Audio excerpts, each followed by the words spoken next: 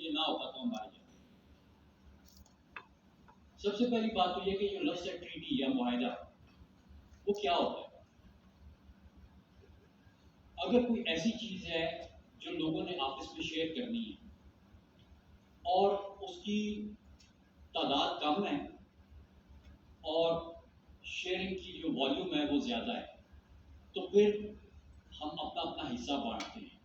अब मसलन हम यहाँ पे तमाम लोग यहाँ पे बैठे हुए ऑक्सीजन इस्तेमाल कर रहे हैं। क्या हमारे दरमियान में कोई मुआहदा है कि कौन कितनी ऑक्सीजन इस्तेमाल करेगा? नो नहीं है, क्योंकि ऑक्सीजन काफ़ी है, मुआहदा करने की ज़रूरत नहीं है। मुआहदा करने की उसको ज़रूरत पड़ती है कि ऑक्सीजन कम हो तो हम कहेंगे जनाब सिर्फ जो सिविल इंजीनियरिंग के स्टूडेंट है ना वो यहाँ पे सांस लेंगे, बाकी 2 मिनट से ज़्यादा सांस लेने की उनको इजाज़त नहीं है क्योंकि ऑक्सीजन कम है। लेकिन ऐसा नहीं है, ऑक्सीजन बहुत है। इसी तरह से जो पानी है, पानी के बारे में भी यही बात हुई कि उन्होंने हिंदुस्तान वालों का कि हमने लेना है, हमने क्या नहीं है, हमने लेना है, तो बात शुरू हो गई। अब ऑफिशियली और हिस्टोरिकली हर कोई कहते हैं कि ये सिंध-दास मुआहिदा या इंडस वाटर ट्रीटी, ये जो मुआहिदा और ट्रीटी है, ये कैसे होती है कि दो पार्टियां हैं, दोनों का अपना अपना मौक़िफ़ है और उस मौक़िफ़ में कोई ना कोई कॉन्फ्लिक्ट है, कोई ना कोई तज़ाद है, तो फिर वो मुआहिदा जब करते हैं तो उसमें वो कोई दरमियानी रास्ता निकालते हैं। कुछ ये छोड़ देंगे अपना क्लेम, कुछ ये अपना क्लेम छोड़ देंगे, फिर दरमियान में आके मिलेंगे तो मुआहिदा हो जाएगा। अगर मुआहिदे में ये दो पोजीशंस थी, ये दोनों यहाँ पे आके मिलते हैं, यानी ये अपनी जगह से नहीं हटता और ये इधर आ जाता है, तो इसका मतलब वो मुआहिदा नहीं हुआ। ये जो चाहता था उसको मिल गया बगैर किसी मुआहिदे के। अगर कि दरमियान में आके मिलते हैं तो इसका मतलब है दोनों ने अपनी अपनी पोजीशन जो है उसको चेंज किया है। फिर ये भी हो सकता है कि थोड़ा इस तरफ मिले, थोड़ा इस तरफ मिले कि ये को ज़्यादा फायदा हो गया, एक को कम हो गया। हिस्टोरिकली सबसे पहली जो वर्ल्ड बैंक के सामने अपनी अपनी पोजीशन हिंदुस्तान और पाकिस्तान ने रखी इंडस रिवर बेसिन के दरियाओं के बारे में, वो ये थी कि इंडिया ने कहा कि मैं 100% ईस्टर्न रिवर्स अपने पास रखूंगा जो कि ब्यास, रावी और सतलुज थे, और 7% मैं वेस्टर्न रिवर्स में से भी इस्तेमाल करूंगा जो कि इंडस, झेलम और चनाब थे। पाकिस्तान ने इसके मुकाबले में क्या पोजीशन रखी? पाकिस्तान ने कहा कि मैं 100% वेस्टर्न रिवर्स यानी सिंध, झेलम और चनाब 100% मैं अपने पास रखूंगा और अप टू 30% मैं इंडिया को इजाजत दूंगा कि वो ईस्टर्न रिवर्स में से ले। यानी पाकिस्तान 70% वेस्टर्न को रिटेन कर रहा था और 70% ईस्टर्न को रिटेन कर रहा था, करना चाहता था, और 100% वेस्टर्न को। इंडिया 100% ईस्टर्न को और 7% वेस्टर्न को। ये स्टार्टिंग पॉइंट है और ये दिस हैपेंड इन 1953 जब ये दोनों ने अपना अपना टेबल किया। उसके बाद में नेगोशिएशन चलती रही। 19 सितंबर 1960 को मुआहदे पे दस्तखत हुए। इंडिया को क्या मिला? 100% ईस्टर्न रिवर्स और 7% वेस्टर्न रिवर्स। तो टेक्निकली ये ट्रीटी नहीं थी। इंडिया ने जो जितना वो मांग रहे थे वो उनको सब कुछ मिल गया, पाकिस्तान को कुछ भी नहीं मिला। तो इसलिए टेक्निकली ये ट्रीटी नहीं थी, क्योंकि ट्रीटी में कॉम्प्रोमाइज होता है, दो पार्टियां दरमियान में आती हैं। एक तो ये बात है। दूसरा एक बहुत अहम पहलू है कि जिस चीज को हम ट्रीटी कहते हैं वो एक्चुअली ट्रीटी नहीं है। वो कोई स्टैंड अलोन डॉक्यूमेंट नहीं है कि ये ट्रीटी हुई। पाकिस्तान वर्ल्ड बैंक से कर्जा लेना चाहता और कर्जे की शर्त वर्ल्ड बैंक ने ये लगाई कि भाई मैं आपको 2 डैम बनाने के पैसे उस वक्त दूंगा जब आपकी ट्रीटी साइन करें।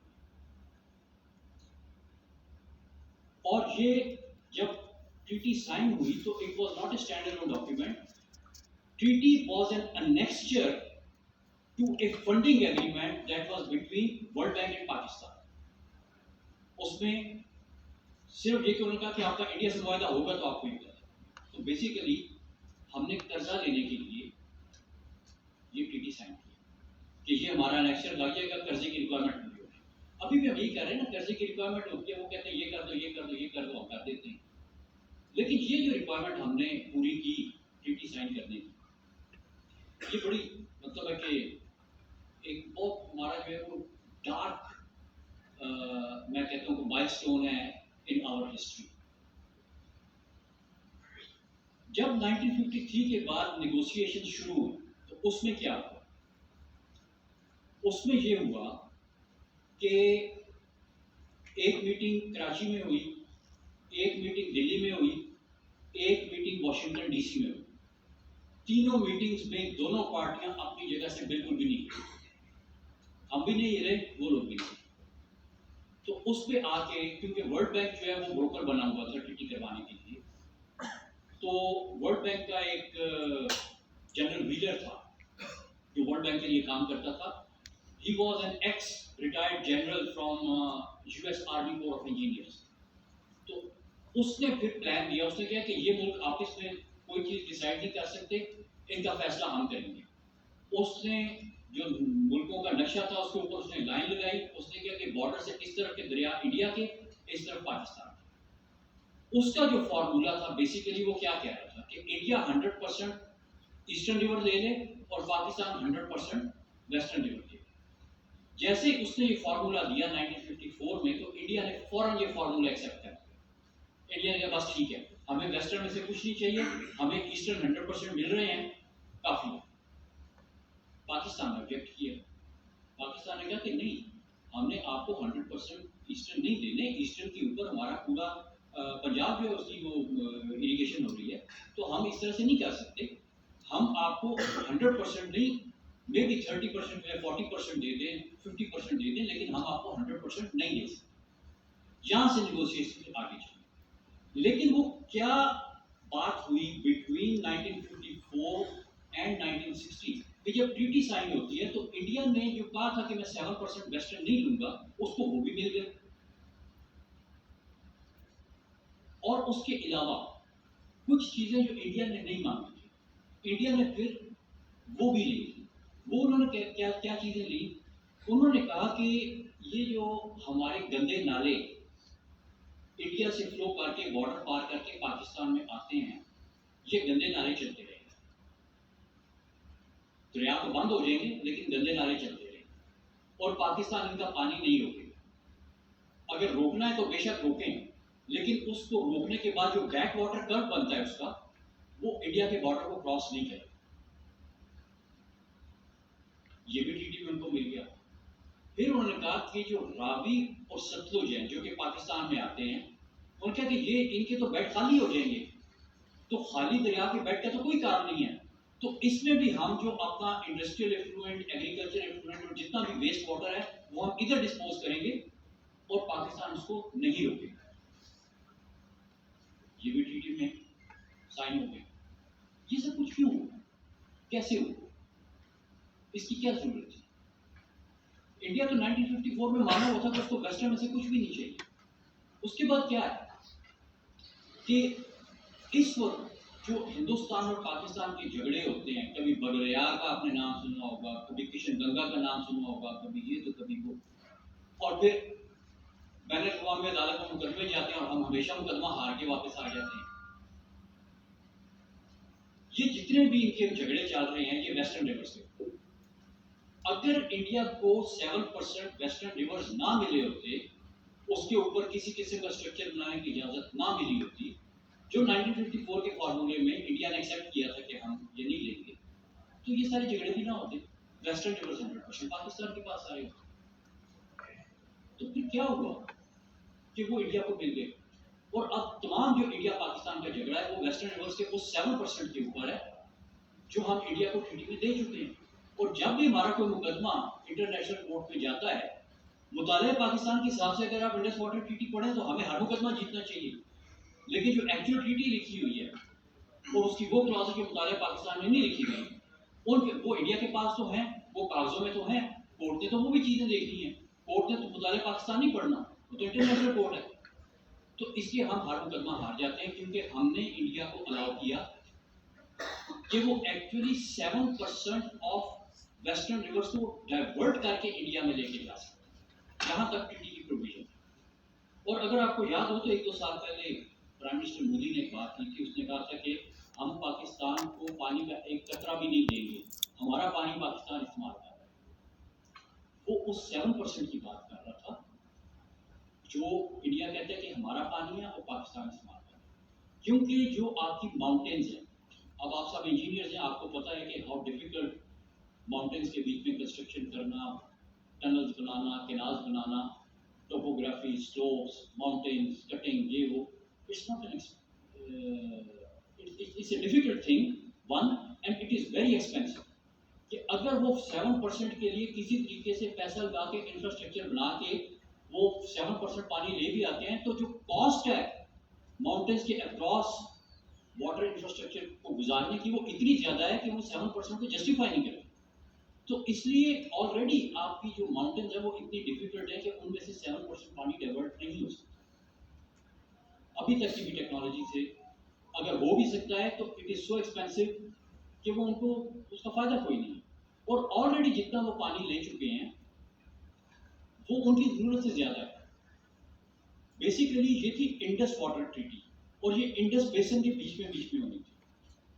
तो इंडस बेसिन की जो बाउंड्री है उससे बाहर पानी ले जाने की इजाज़त नहीं थी, लेकिन इंडिया वहाँ से कैनाल बना के दरिया सतलुज से तो दिल्ली में ले गया, जो कि दरिया यमुना का वाटरशेड, यानी अक्रॉस द वाटरशेड। और दिल्ली जिसके बीच में से दरिया यमुना गुजरता है, उसकी वाटर सप्लाई दरिया सतलुज से आती है। और इस कैनाल का जो फालतू पानी है वो यमुना में डाल दिया जाता है, और यमुना से निकल के तो वो गंगा में जाता है, गंगा से निकल के वो बांग्लादेश से होता हुआ समुद्र में चला जाता है। यानी वो पानी बजाय कि हमारे इधर से गुजर के समुद्र में जाए, वो उधर से जाके समुद्र में गिर जाता है, लेकिन हमें नहीं मिलता। तो ये इंडिया को तो इतना ज़्यादा पानी मिल गया, और उसको सियासी जो एक चीज़ है उसके ऊपर अभी भी उनका पॉलिटिशियन जो है वो पाकिस्तान को एक्सप्लॉइट करता है, और वो कहता है कि मैं करूँगा तो मैं ये करूँगा, मैं करूँगा। तो हम इतने क्यों गिर गए? क्या वजह हुई कि हम इस मुश्किल में हमने अपने आप को डाला? और फिर क्या वजह है कि ये सब कुछ करने के बावजूद हमें कोई बताता नहीं है कि यार असल में तो ये हुआ था? ये सोचने वाली बातें हैं ना। 1954 के बाद पाकिस्तान चाहता था कि इंडिया को 100% ईस्टर्न रिवर्स ना मिले, 100% वेस्टर्न हमारे सिक्योर थे, क्योंकि इंडिया हैड एग्रीड टू। उसके बाद में 1958 में जाके ना तो अयूब खान की हुकूमत आ गई, माशाल्लाह। उससे पीछे जो थोड़ी बहुत नेगोशिएशन हुई, उनमें जो स्ट्रक्चर्स थे उसके लिए वर्ल्ड बैंक ने कर्जा दे रहा था। वो इंडिया को भी कर्जे दे रहा था, पाकिस्तान को भी कर्जे दे रहा था। और वर्ल्ड बैंक का असल में बड़ा अच्छा बिजनेस चलना शुरू हो गया था झगड़े के ऊपर, क्योंकि अगर आपने स्ट्रक्चर्स बनाने हैं, और मैं फाइनेंशियल मैनेजर हूँ, मैं फाइनेंशियल इंस्टीट्यूशन हूँ, मैं तो जिस चीज़ को कर्जा दूँगा, मेरा तो बिजनेस ही बैंकिंग का बिजनेस ही है, वो कर्जा दें और कर्जा वापस लें। तो इंडिया को भी वो दे रहे थे, हमें भी दे रहे थे। और दूसरे नंबर पे बेशुमार फॉरेन कंपनीज थी, ब्रिटिश कंपनीज थी, अमेरिकन कंपनीज थी, और यूरोप की कंपनीज थी, जर्मनी की, इटली की। ये कंपनियां जो है ये काम कर रही थी इंडिया में भी, पाकिस्तान में भी, तो उनका भी बिजनेस था। अब ये है कि मसलन मैं ठेकेदार हूँ, मुझे प्रोजेक्ट मिलता है कि जनाब आप इधर ब्रांच बना दो, मुझे पेमेंट वर्ल्ड बैंक ने करनी है, और वो पेमेंट करने के बाद वो पाकिस्तान के खाते में लिखते हैं कि जी पाकिस्तान का इतना कर्जा हो गया। तो वो जो एक बेसिकली कॉन्सेप्ट है ना कि जब आप कोई प्रोजेक्ट करते हैं तो पैसा इकॉनमी में सर्कुलेट करता है, तो वो जो बाहर से पैसा आ रहा था वो हमारी इकॉनमी में एक्चुअली सर्कुलेट बहुत मतलब है कि मीगर उसकी अमाउंट थी जो सर्कुलेट करती थी। बाकी ये है कि अगर इम्ब्राजिलियो काम कर रहा है जो इटली की कंपनी है, तो वर्ल्ड बैंक के ऑफिस से डायरेक्ट इटली में पैसे चले जाएंगे, पाकिस्तान के सर्कुलेशन में आएंगे। कुछ इस तरह की चीज़ें भी थी। तो बहरहाल ये कंपनियां भी फायदा उठा रही थी, वर्ल्ड बैंक भी फायदा उठा रहा था। और जितना ज़्यादा झगड़ा, जितने ज़्यादा स्ट्रक्चर्स बनेंगे, जितने ज़्यादा पानी की डिवीजन होगी, उतने ज़्यादा प्रोजेक्ट्स को, उतने ज़्यादा जो है वो फायदा होगा कंस्ट्रक्शन कंपनीज को और फाइनेंशियल इंस्टीट्यूशन। एक और बहुत इंपॉर्टेंट चीज़ कि 1948 में जब ये झगड़ा शुरू हुआ तो शुरू कैसे हुआ हिंदुस्तान पाकिस्तान के बारे में। हुआ ये था कि इंडिया ने अचानक 1 अप्रैल 1948 को आपकी केनाज बंद कर दी और उससे पाकिस्तान का तकरीबन 5% इरिगेटेड एरिया जो है वो इम्पैक्ट, और उन्होंने कहा कि हम आपके ईस्टर्न दरिया जो हैं इनको अब पाकिस्तान में नहीं जाए। अच्छा, ये जो एक्ट था ना केनाल्स को बंद करने का, ये जिनीवा कन्वेंशन के हिसाब से it was a war crime. आप किसी भी सियासी मसलियत के पीछे अगर सिविलियन पॉपुलेशन के पानी को बंद करते हैं तो ये वॉर क्राइम है। ये जिनीवा कन्वेंशन में लिखा हुआ था, तो उन्होंने वॉर क्राइम कमिट किया। दूसरे नंबर पे जो इंटरनेशनल लॉज, रूल्स और रेगुलेशंस थे वो ये कहते हैं कि अगर आप अपस्ट्रीम हैं तो आप डाउनस्ट्रीम वाले का पानी बंद नहीं कर सकते, स्पेशली अगर वो पहले से इस्तेमाल कर रहे हैं। तो पाकिस्तान के पास लीगली 2 केस थे। एक केस था जिनीवा कन्वेंशन वॉर क्राइम वाला, और दूसरा प्रायर यूज का। एक्चुअली प्रायर यूज के अलावा प्रायर अप्रोप्रिएशन भी होता है। प्रायर अप्रोप्रिएशन का मतलब है कि मैं डाउनस्ट्रीम पे बैठा हुआ हूँ और मैंने कोई प्लान बनाया हुआ कि मैं यार ये पानी इस तरह से इस्तेमाल करूंगा, और मेरे पास प्रूफ है कि मैं ये प्लान बना के बैठा हूँ। तो कोई ऊपर अगर काम करने लगा है तो वो मेरे इस प्लान को डिस्टर्ब नहीं कर सकता, क्योंकि ये डेट एंड टाइम के हिसाब से पहले से बना। ये प्रायर अप्रोप्रिएशन है, इसमें पानी इस्तेमाल नहीं करना, लेकिन मैंने सोचा हुआ कि मैं इस्तेमाल करूँ। दूसरा है prior use. Prior use is a very strong case. तो प्रायर यूज का मतलब है कि मैं पहले से कर रहा हूँ। तो हमारे पास प्रायर यूज का case which was stronger than prior appropriation. तो अगर हम उसी वक्त इंटरनेशनल कोर्ट में जाते तो we would have actually taken chief minister of Punjab, Indian Punjab, जिसके हुक्म पे ये नहरें बंद हुई थी, हम उसको वॉर क्राइम के ट्रिब्यूनल में लाके खड़ा कर सकते थे, और हम प्रायर अप्रोप्रिएशन, प्रायर यूज का केस जीत के इंडिया को हमेशा के लिए वहीं पे रोक सकते थे कि वो हमारे पानी को ना रोके, और ये नहरें चलती है। लेकिन एक लीलियंथल साहब थे, अमेरिका से तशरीफ लाए। ज़ाहिर है जो अमेरिका से तशरीफ लाता है उसको हम इज्जत करते हैं। लीलियंथल साहब आए, उन्होंने कहा कि जी मैं देखता हूँ ये क्या मसला है, आपको बताएं। लीलियंथल साहब पेशे के एतबार से लॉयर थे, और ये जिस तरह हमारी वापडा की इधर है ना महकमा, तो उस तरह के एक महकमा था अमेरिका में जिसको टेनेसी वैली अथॉरिटी कहते थे। वो भी अपने ज़माने में उसके हेड भी रहे होते थे। आपको पता ना वापडा का चेयरमैन कभी कोई फौजी होता है, कभी कोई ब्यूरोक्रेट होता है, कभी कोई कोई इंजीनियर भी बन जाता है। तो इस तरह से वो जो बड़े महकमे होते हैं, ये लॉयर थे लेकिन ये उसके हेड रहे होते थे। तो कुछ थोड़ा बहुत इनको पानी के बारे में उस महकमे में रहने की वजह से 4 चीज़ें पता थी, लेकिन थे ये लॉयर।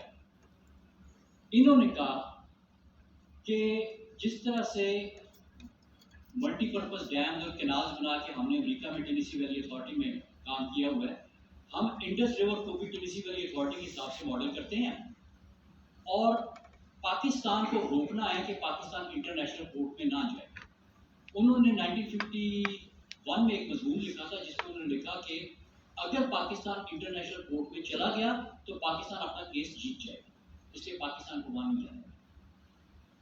अब मजे की ये बात कि लीलियंथल साहब जो हैं उनकी अपनी भी एक कंस्ट्रक्शन कंपनी थी, और ट्रीटी से पहले उनकी अपनी कंस्ट्रक्शन कंपनी उन प्रोजेक्ट्स के ऊपर काम कर रही थी इंडिया में जो पाकिस्तान का पानी रोक रहे थे। तो अगर पाकिस्तान इंटरनेशनल कोर्ट में जाता तो लीलियंथल की कंपनी को भी नुकसान पहुंचता था, उन तमाम अमेरिकन कंपनीज को नुकसान पहुंचता था जो इंडिया में काम कर रही थी। तो इसलिए ये बड़ा जरूरी था कि पाकिस्तान इंटरनेशनल कोर्ट में ना जाए, तो पाकिस्तान को इंटरनेशनल कोर्ट में जाने से रोकना था। और world bank on the other hand, world bank के भी प्रोजेक्ट्स थे, वर्ल्ड बैंक भी पैसा कमा रहा था उससे, तो वर्ल्ड बैंक की भी ये इंटरेस्ट थी कि अगर कोई पाकिस्तान इंटरनेशनल कोर्ट में चला जाता है तो हमारे ये सारे प्रोजेक्ट रुक जाते हैं और हमारा बिलियंस ऑफ डॉलर्स का नुकसान होता है। तो ये सारे इंटरेस्ट ग्रुप्स थे, और कॉन्फ्लिक्ट ऑफ इंटरेस्ट बहुत ज्यादा था इंडस वाटर ट्रीटी के ऊपर हम लोगों को कन्विंस करना। फिर ये हुआ कि जब पाकिस्तान के साथ उन्होंने कहा कि भाई ठीक है, जनरल व्हीलर के फार्मूले पे चलते हैं, जो आपकी नहरें बंद हुई हैं उनके लिए हम आपको लिंक केनाल्स बना के देते हैं। तो पाकिस्तान के कुछ इंजीनियर्स थे, उन्होंने कहा कि ये इंडिया का तो आप 3 डैम बना के दे रहे हैं, हमें आप सिर्फ केनाल्स बना के दे रहे हैं, हमने भी डैम बनाने। तो उसको क्या इन्वेस्टिगेशन हुई, उन्होंने कहा कि जी पाकिस्तान को डैम्स की जरूरत नहीं है, क्योंकि पाकिस्तान का जो इरीगेशन का सिस्टम है वो रन ऑफ द रिवर है। और पाकिस्तान के रन ऑफ द रिवर को कोई फर्क नहीं पड़ेगा कि आपके पास डैम हो या ना। ये 1950s की अमेरिकन इंजीनियर्स की मेरे ख्याल में थी स्टडी। इंडिया को क्यों 3 डैम बनाने के लिए वो माने हुए थे? क्योंकि इंडिया ने 3 दरिया रोकने थे। दरिया रोकने के लिए तो डैम चाहिए। उन्होंने कहा यार आपने तो किसी का दरिया नहीं रोकना, आपके तो दरिया अपने मुल्क में चल रहे हैं, आपने किसका पानी रोकना है? लेकिन फिर वर्ल्ड बैंक ने भी देखा कि यार अगर हम इनको डैम के लिए कर्जा देते हैं तो हमारा तो और ज्यादा बिजनेस चलेगा। जाहिर है कंस्ट्रक्शन कंपनियों ने भी कहा कि यार बनाने तो अगर वो बनाते हैं। तो फिर वही वर्ल्ड बैंक वाले बाद में लिखते हैं कि but later on Pakistani engineers convinced us कि हमें भी डैम चाहिए। और अयूब खान साहब जब 1958 में आए तो उस वक्त पाकिस्तान में ओपिनियन डिवाइडेड था कि यार हमें ना डैम लेने हैं ना हमने ट्रीटी साइन करनी।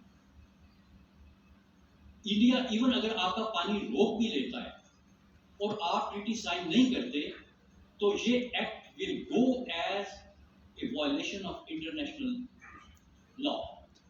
तो एक तरह के वो मुजरिम रहते हैं। लेकिन अगर आप ट्रीटी साइन कर देते हैं तो आपने उनके जुर्म को तस्लीम करके रेगुलराइज कर दिया। ये दूसरा ओपिनियन था पाकिस्तान में। जब डैम्स और डैम्स के कर्जे की बात आई तो उस पर जो है वो हमारे डिसीजन मेकर्स उनकी नालें टपक गई, यार इतना पैसा मिलेगा। तो वर्ल्ड बैंक ने लिखा यार इतना पैसा है मिलेगा। जब ये बात हुई तो अयूब खान साहब ने कहा कि नहीं, हमने हर सूरत में डैम बनाने हैं क्योंकि उससे हमें पैसा मिले। और उस पैसे के पीछे फिर वर्ल्ड बैंक ने कहा कि ठीक है अगर डैम बनवाने हैं, अब वो इनको कन्विंस कर चुके थे, फ्लैश ऑफ कैश कर चुके थे कि ये मिलने लगे आपको। उन्होंने कहा कि जी ठीक है आपने अगर बनवाने हैं तो हम बना देंगे आपको, लेकिन आपने पहले ट्रीटी साइन करनी। ट्रीटी साइन करने के बगैर हम आपको पैसे। फिर अयूब खान ने कहा कि भाई कुछ भी हो, जो कुछ भी है ट्रीटी में हमने साइन करनी है ट्रीटी ताकि हमें पैसे मिले। अब जब जाहिर है ये सारी कन्वर्सेशन जो है वो इंडिया पाकिस्तान और अमेरिका के दरमियान होती है। तो ऐसा नहीं है कि इंडियंस को नहीं पता, इंडियंस को भी पता था कि क्या हो रहा है। अब इंडियंस शेर हो गए। उन्होंने कहा अच्छा अब आओ, अब वो जो 7% हमने छोड़ा था वो भी करोगे तो हम ट्रीटी साइन करेंगे। बहुत से लोगों ने अपोज किया कि यार ये जुल्म ना करो पाकिस्तान के साथ। अयूब खान साहब ने कहा कि नहीं, देखो हमें डैम चाहिए। और फिर जब इस चीज पे एग्रीमेंट हो गया तो उन्होंने कहा, फिर उन्होंने वो चीजें डाली जो उन्होंने शुरू में मांगी भी नहीं, ये गंदा पानी में हमने उस पर भी साइन किया। इस पे भी लोगों ने अपोज किया। अपोज करने वालों में जो दो बहुत फेमस पर्सनैलिटीज हैं, one was Masood Khadarposh, he was a bureaucrat. और मसूद साहब को खदरपोश इसलिए कहते थे क्योंकि जब पाकिस्तान बनने के बाद वो पाकिस्तान में आए तो वो सिवाय खदर के ऊपर कपड़ा नहीं पहनते थे। और वो कहते थे कि मेरा मुल्क गरीब है और अगर इधर का गरीब आदमी खदर पहनता है तो मैं भी खदर से ज्यादा कुछ नहीं पहनूंगा। पाकिस्तान के टॉप ब्यूरोक्रेट थे, तो उनकी आप लॉयल्टी पे शक नहीं कर सकते। दूसरा, पॉलिटिशियंस में सिर्फ एक लाउड वॉइस थी जिसने इस ट्रीटी को, इस सारी चीज को अपोज किया था, and that was Miss Fatima Jinnah. और जब उन्होंने इसको अपोज किया तो उनके ऊपर गद्दारी की गंध लगाई गई कि ये गद्दार हो। अब आप देखें कि हमारी हिस्ट्री जो है वो काफी हमें सच छुपाने का मजबूर करती है, लेकिन ये वो चीजें जो एटलीस्ट इस जनरेशन को पता होनी चाहिए। मेरी जनरेशन को नहीं पता। मेरे साथ के जितने भी लोग हैं वो बता रहे पाकिस्तान पढ़ के तो वो समझते हैं कि हम टैक हो गए, फिट है, हमें मजीद पढ़ने की जरूरत नहीं है, हमने पढ़ लिया। लेकिन ये चीजें आप लोगों को पता होनी, क्योंकि ये आपको क्यों पता होनी चाहिए? क्योंकि कल को अगर कोई आपको उस पोजीशन में डालता है, आप डिसीजन मेकिंग की पोजीशन में आते हैं, आपको बाकी कुछ नहीं, कम से कम ये तो पता हो कि हमने गलतियां क्या की। अगर हमें ये पता ही नहीं होगा कि हमने गलती क्या की तो हम दोबारा गलती करेंगे। और जब तक आप ये मानेंगे नहीं हमने गलती की तो आप उस गलती को दुरुस्त नहीं करेंगे। तो कहने का मकसद ये है कि हमें अपनी गलतियों का पता होना चाहिए। अब ये जो इतने बड़े बड़े इंफ्रास्ट्रक्चर बन गए, उस वक्त तो डेटा नहीं था ये बताने के लिए कि क्या वाकई डैम हमारी जरूरत है। और मैं प्योरली वाटर मैनेजमेंट के पॉइंट से बात कर रहा हूँ। क्या डैम हमारी जरूरत है या नहीं?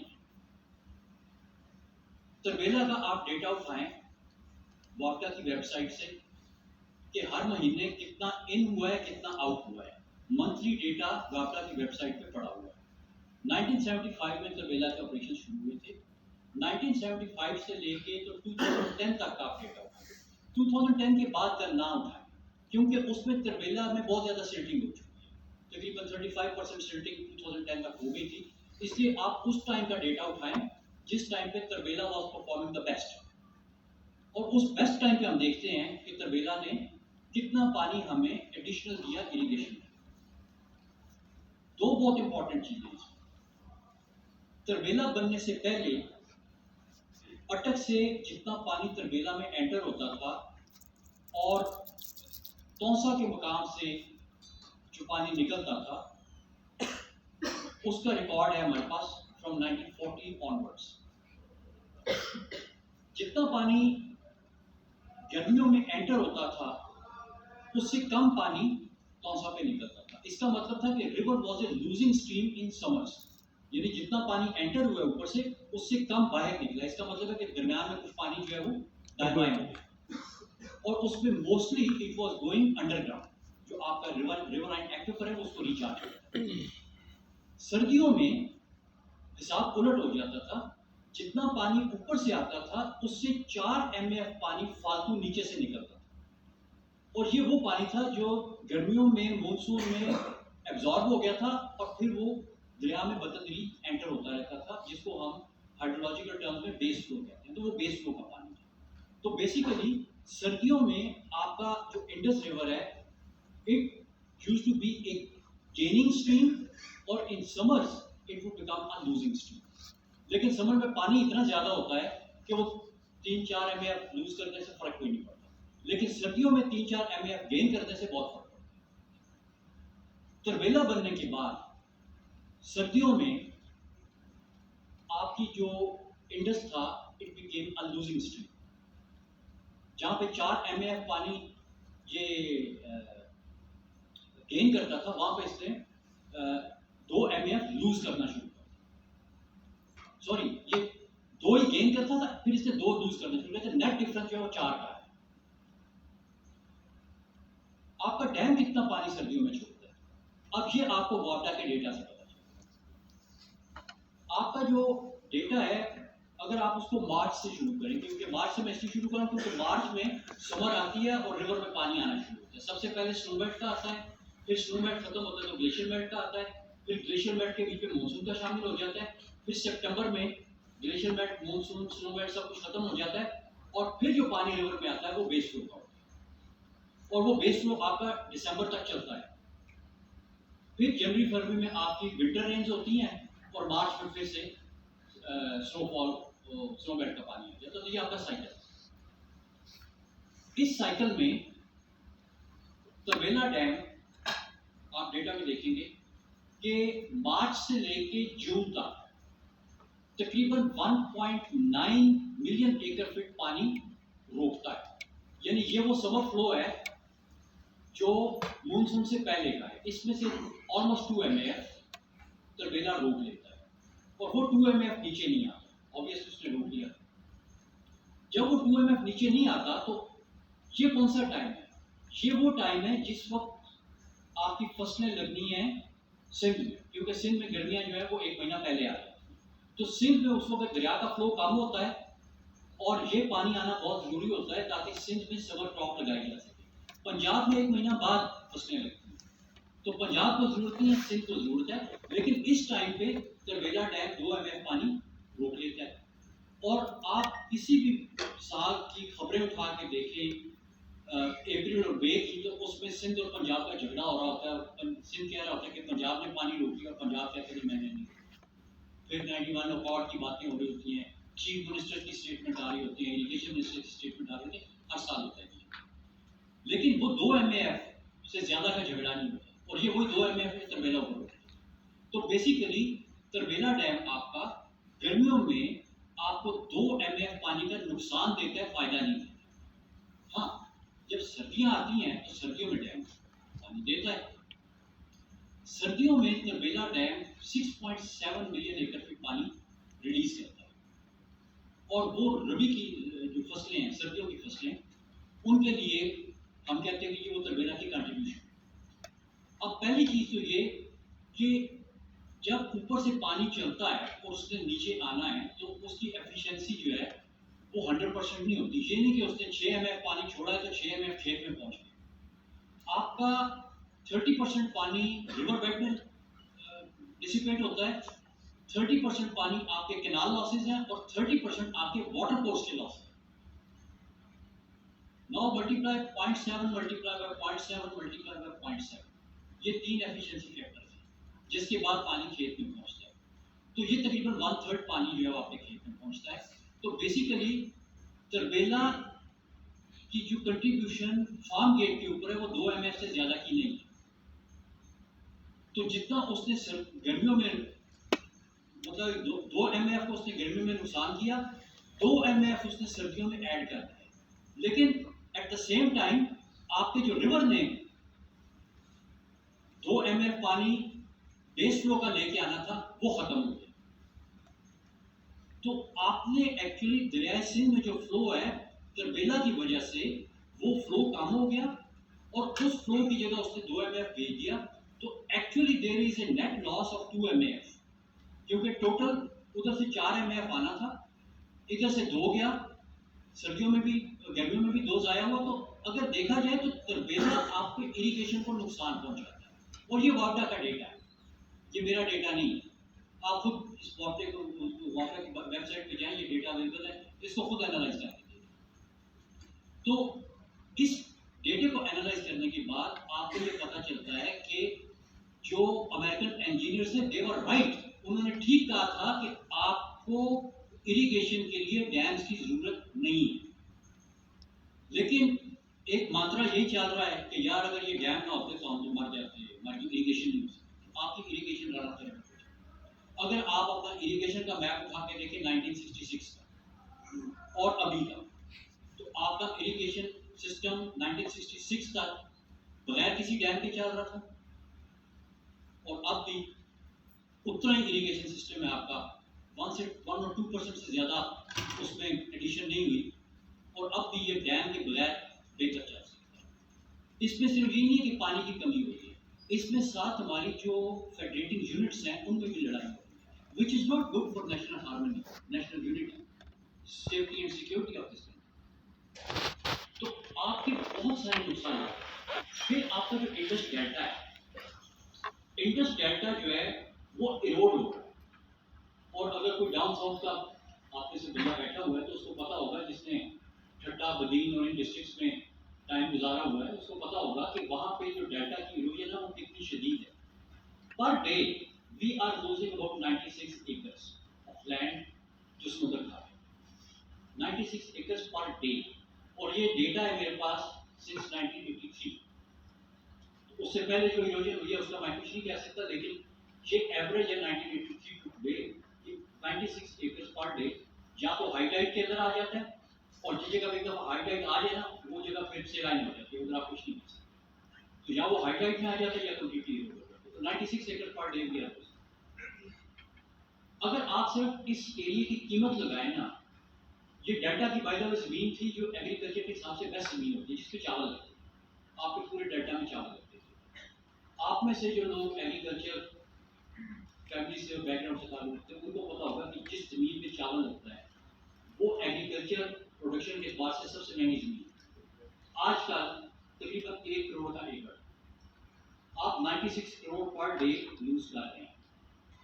ये वो कॉस्ट है जो आप पे कर रहे हैं, और ये कॉस्ट एक्सटर्नैलिटी है इकोनॉमिकली, क्योंकि डैम के बनने से जो लोग फायदा उठा रहे हैं, जो बिजली इस्तेमाल कर रहे हैं उसकी, या जो उसका नया पानी इस्तेमाल कर रहे हैं, वो ये प्राइस पे नहीं कर रहे। ये प्राइस वो पे कर रहा है जिसके पास ना बिजली है ना पानी है, वो इसकी प्राइस पे कर रहा है, सोसाइटी प्राइस पे कर रहा है। तो ये एक बहुत बड़ा अलमिया है हमारे लिए।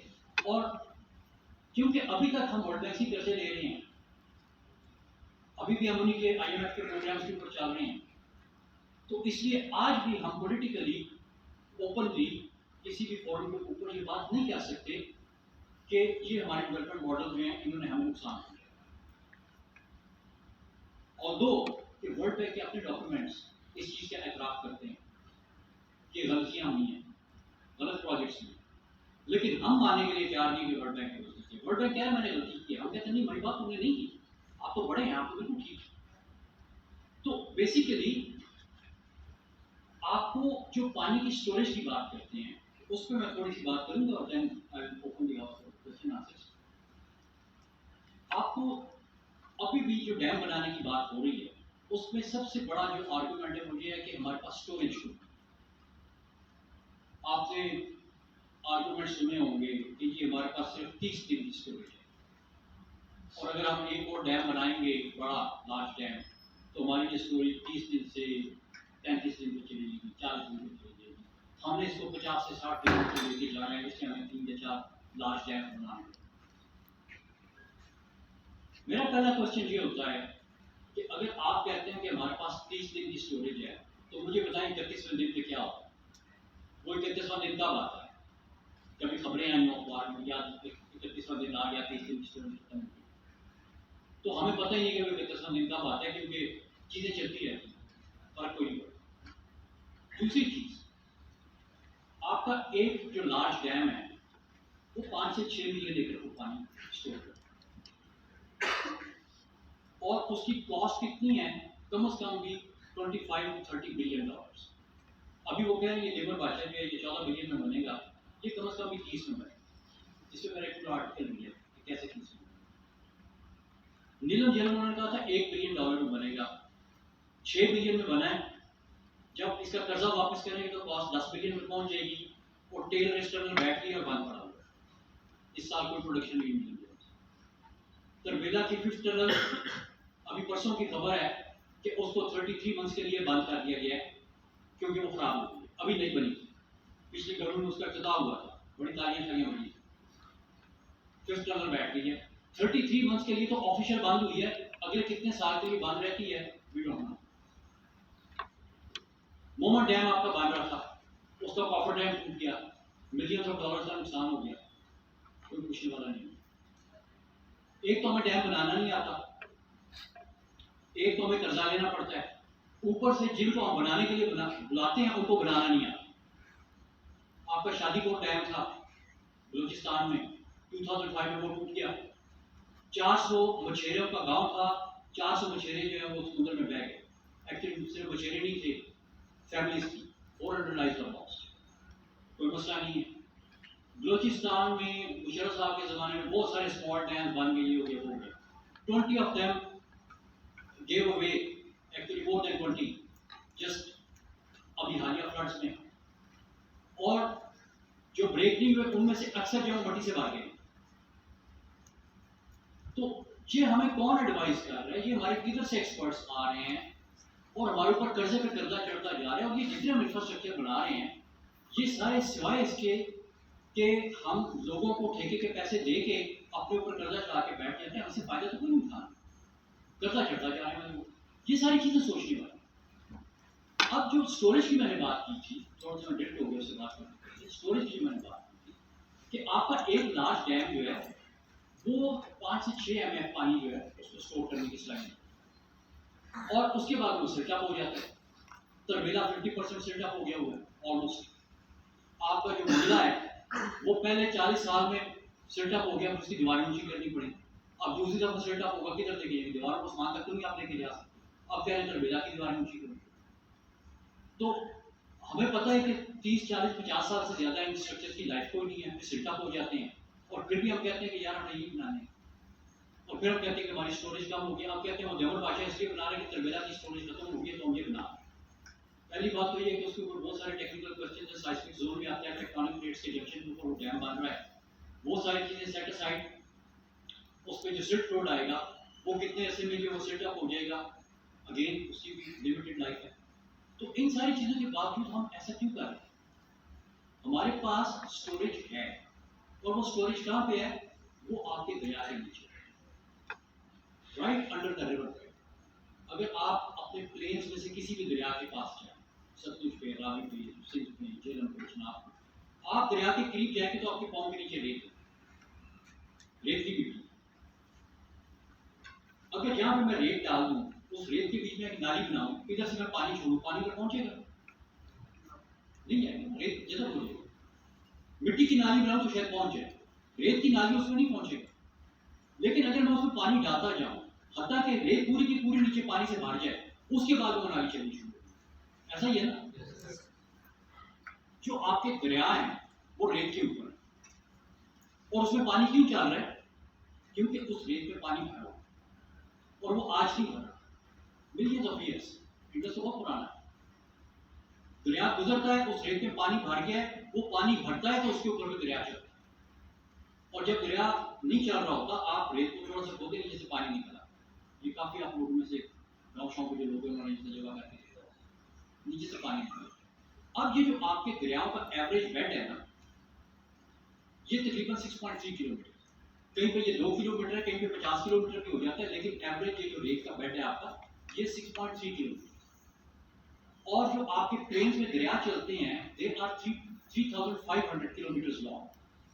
तो इसका जो एरिया है वो 6.3 टाइम्स 3,500, ये इसका एरिया है। इस रेत की डेप्थ कितनी है? इसकी डेप्थ जो है वो वेरिएबल है। पंजाब में ज्यादा है, और जैसे जैसे आप साउथ में जाते हैं तो ये कम होती जाती है। उधर कुछ चंद 100 फुट रह जाती है, इधर 2,000 फुट तक। एवरेज जो इसकी डेप्थ है वो तकरीबन 1000 फुट है, और या आपको कहें 0.3 किलोमीटर। अब आप इसके एरिया को इसके वॉल्यूम से डेप्थ से मल्टीप्लाई करें तो आपका सैंड का वॉल्यूम आ जाए। आप सारे सिविल इंजीनियर पोरोसिटी समझते हैं, सैंड की पोरोसिटी इज अबाउट 30%। इसका मतलब है कि 30% of this volume is filled with water, इसीलिए ऊपर। आप इन तीन नंबर्स को मल्टीप्लाई करें, the number that you get is 900। इसका मतलब है कि 900 मिलियन एकड़ फीट पानी जो है,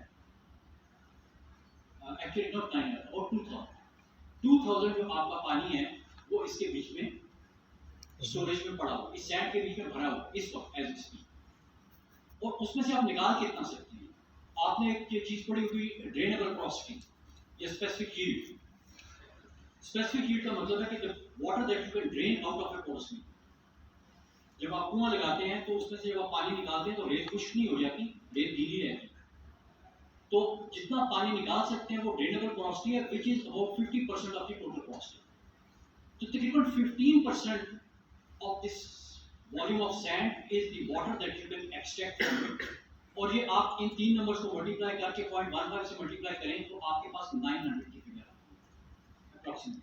इसका मतलब है कि 900 मिलियन एकड़ फीट पानी आपके दरिया के बेड के नीचे पड़ा हुआ। ये वो पानी नहीं है जो शहरों के नीचे है या खेतों के नीचे है, नहीं, ये दरिया के बेड के नीचे है। 900 मिलियन। अगर आप प्लान करें कि जी मैं इसका 50% जो है उसकी मैनेजमेंट करूंगा, तो you still have about 450 to 500 million acre feet of storage available with you under your river beds. तो इस स्टोरेज के होते हुए 5 मिलियन एकड़ फीट की स्टोरेज बनाना, 6 मिलियन एकड़ फीट की स्टोरेज बनाना और उसके ऊपर 20-30 बिलियन डॉलर खर्च करना does not make economic sense. आपको दरिया के बीच में स्टोरेज है। फिर सेकंड ये कि दरिया की स्टोरेज तो आपके लैंडस्केप पे फैली हुई है। डैम तो आप ऊपर की पहाड़ों में बनाएंगे, उसके बाद में आपको उस पानी को कन्वे करना है। इसमें तो ये यार ये स्टोरेज है, आपका कोई भी इरिगेटेड एरिया आपके मेजर दरिया से, दरिया के बेड से 150 किलोमीटर से ज्यादा दूर नहीं है। आपका कोई मेजर शहर जो है वो 150 किलोमीटर से ज्यादा दूर नहीं है। छोटे छोटे शहर हैं वो भी 200 किलोमीटर के अंदर आ रहे हैं। आज पाइप डालना कितना मुश्किल काम है। अभी एचडीपी के पाइप्स आ गए हैं, एक्सकेवेटर्स आ गए हैं, मशीन्स बन गई हैं, ट्यूबवेल्स की टेक्नोलॉजीज आ गई हैं, सोलर पैनल्स की टेक्नोलॉजीज आ गई हैं, सोलर पावर ट्यूबवेल्स आ गए हैं, डीसी मोटर्स, एसी मोटर्स, पता नहीं क्या क्या चीज़ बन गई। आपने उन चीज़ों को कंबाइन करना है and you have to use this storage. और इसकी कॉस्ट पूरे पाकिस्तान को पानी पिलाने की एक डैम बनाने से कम, और ये सस्टेनेबल है। क्योंकि हर साल जब मानसून में पानी आएगा दरिया में, तो जितना आपने रेत में से पानी निकाला है वो रिचार्ज हो जाएगा। तो रिचार्ज के लिए आपको करना कुछ नहीं है, सिर्फ इकोलॉजिकल सर्विसेज को दरिया के बेड को मेंटेन करते हैं। तो बेसिकली आपके पास सॉल्यूशंस हैं स्टोरेज के, आपके पास पानी भी बहुत ज्यादा है, और जो आपने अभी तक डेवलपमेंट की है वो ठीक नहीं है, उसमें बहुत सी कबाहतें हैं। उसकी वजह से आपका एनवायरनमेंट भी खराब हुआ है, आपके रिवर का रिदम भी खराब हुआ है, आपके झगड़े भी हो रहे हैं और आपके कर्जे भी खराब हैं। तो basically we have the solution. हम वाटर स्कार्स ना हैं, ना थे, ना हो सकते। पाकिस्तान में इंडस एक्विफर है जो और किसी मुल्क में नहीं है। इंडिया की बात करें कि वो डैम बना रहे हैं, भले वो डैम बनाए, उनके पास इंडस नहीं है। चाइना वाले डैम बना रहे हैं, भले जितने मर्जी डैम बनाए, we have nothing to do with them, उनके पास भी इंडस का एक्विफर नहीं है, लेकिन हमारे पास है and it cuts across the landscape. इसलिए we should look at our opportunities and start thinking with our own mind. वो कर्जे का पैसा, किराए की सोच, इन दो चीज़ों से निकलना है। And this is my humble request to the new generation कि आप किराए की सोच को रिजेक्ट करें, कर्जे के पैसे को रिजेक्ट करें, अपने जोर